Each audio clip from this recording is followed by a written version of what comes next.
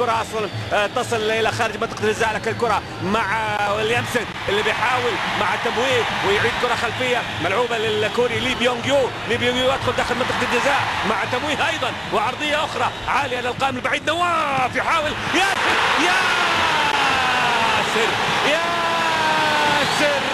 ياسر له البدايات. انت البدايات يا يسون. هدف اول للهلال، هدف مبكر للهلال، هدف من اول الهجمات، هدف جاء بفنيات نواف العابد بعرضيات وفنيات كريستيان ويليامسون. ياسر القحطاني هدف تاسع له في المسابقة، هدف أول له في مرمى الاتحاد. ياسر أهدى بطولة الدوري للهلال قبل عامين هنا على نفس هذا الملعب بهدف كان في الشوط الثاني، لكن هنا يأتي بهدف في الشوط الأول مع البدايات. شوفوا كرة نواف وهذه كرة ياسر، لمسة واحدة بين الدفاعات أمام مبروك زايد. هدف مبكر يشعل الكلاسيكو. ولع الكلاسيكو، ولع الكلاسيكو، ولع مع البدايات.